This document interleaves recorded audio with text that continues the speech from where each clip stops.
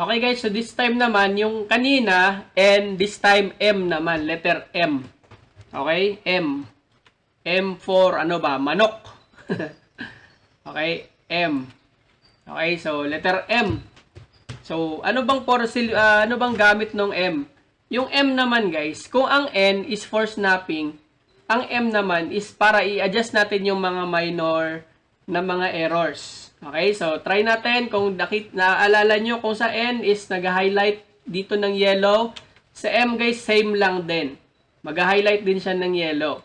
Okay, so dito guys, pwede natin gamitin dito si drag lang tayo dito. Okay, so ang technique dito guys, kapag ka magdadrag kayo guys, ng halimbawa ito, idadrag natin to, nakita nyo meron siyang gap dito. Now, ang gagawin natin guys, huwag tayo mag-drag dito sa mga slope. Okay, kasi mag-e-error yon. Okay, huwag tayo mag-drag sa slope. Dito tayo mag-drag. Ako ang ginagawa ko either dito sa roof or ang pinaka-best kong dragging is dito sa base. Ang gagawin ko, select ko tong base and then mag-highlight yung base, di ba? So, syempre, pwede ko na siyang iurong papunta doon. Okay, so try natin. Basic na pagdadragging. Okay, so wag dito ha, kasi kapag ito yung dinrag mo, mali na to. Okay, so, uy, gumana siya. Baka inayos na nila yung update. Okay, so pero mag-ingat pa rin kayo guys ha. Mag-ingat ka pa rin ha, kasi nga, etong lines na to guys, bihira, tawag doon, madalas sinisira niya yung angle. Pero this time, mukhang gumana naman na yung, yung tawag dito, yung pwede ka nang maghatak o baka chamba lang yun. Pero kayo guys, get nyo na lang guys, pagka kayo na yung mag-pull, try nyo pa rin ha. Okay, kung best, iwasan nyo muna. Pero kung pwede na, kagaya ngayon, nakita nyo naman, pag pull ko guys, inayos na niya. Nakita nyo, inayos niya. So, eto naman, try natin to guys. Dito naman ako, syempre dahil part 2 ng roof, dito ako magpupull. Okay, so ang gagawin ko, try ko siyang iusog dito, konti lang sa gitna. Okay, so nakita nyo guys, hindi siya pwede, gumalaw siya doon. Okay, so, ibig sabihin na to guys, itong roof na to, pwede naman pala. Yung roof na to guys, is makapal. Okay, hindi siya yung matulis yung dulo. Ibig sabihin, may para siyang pa-arc na ganun guys. Pag ganun yung dulo niyan. Okay, so yung side, syempre yung lines natin manipis, hindi natin tinapat dito sa gitna, yung lines natin hindi tumapat sa ganun. Syempre kung nandito siya sa gilid, sa kabilang side naman, makita mo naman yung parang umbok dun sa kabila. Okay, pero goods pa din yan. Okay, goods pa din yan ha. Okay, so next natin, halimbawa, iusog pa rin natin guys. Alam ko pwede ditong mag-lock. Okay, so try natin halimbawa guys. Halimbawa, etong part na to, goods na to. Ang igagalawin ko lang is nandito. So try natin guys, select yung part ng roof na ito. Press natin O. Okay, so nag-lock na siya. Nakita nyo may dilaw. Now pwede natin i-try, igalaw siya. Hindi siya pumayag. Kasi nga naka-lock. Okay, so ang purpose ng lock guys, gagawin mo lang tong lock. Like for example, dito may line. Okay, so sa angle na to dito sakto. Pero dito, meron ka pang, sabihin na lang natin itong line na to, tabingi. Okay, tapos dito sakto naman. So, pe-press ka dito ng O, para yung dito ma-lock, tapos dito na lang yung galawin mo, papunta doon.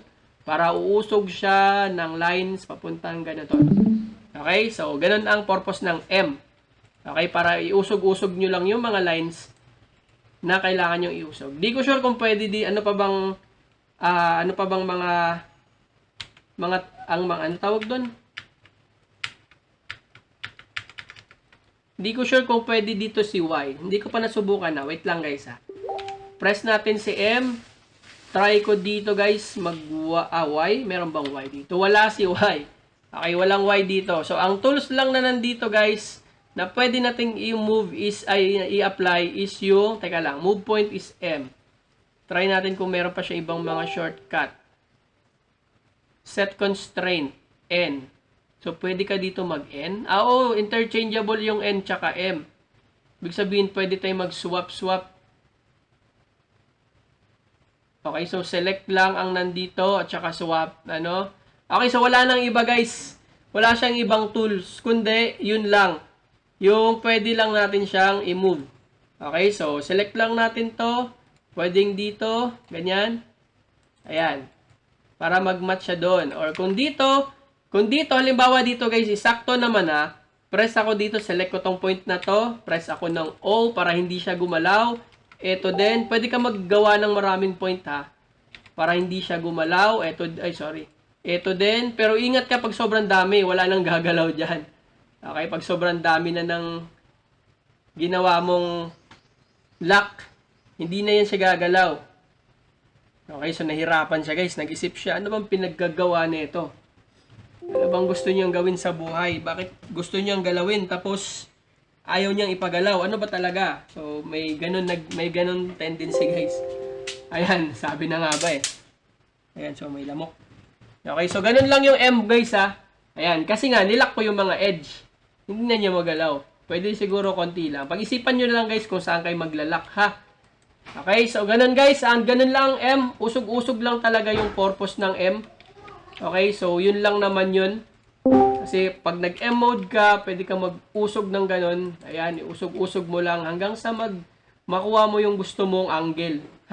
Pero mag-ingat ka, kagaya nito, hindi siya nagpe-perfect square or rectangle guys. Kapag may ginalaw ka, okay, damay niya yun lahat. Kasi pag nasobrahan ka dito kaka-M mo guys, wasak tong building mo. Okay, kasi hindi na siya perfect. Okay, so mag-ingat ka din sa pagpindot ng M. Okay, so mga minor lang ginagamitan ng M guys minor. Siguro kaya siya M kasi minor. Okay, so delete ko na to. Control Z ko lang guys, baka sakaling mayroon pa ako hindi na-edit. Ay, nagalaw. Baka magalit yung may-ari. Ayan, so yan na, okay na to. Binalik ko na siya sa original state. So again guys, kapag gusto nyo mag-move, press lang ng M para mag-match. Okay, so yun lang guys, mabilis lang naman yung M. Okay, so yun lang guys. Kung meron pa kayo ibang gustong tutorial na gawin, request lang guys request lang, chat nyo lang ako. Sige, yun lang, bye bye.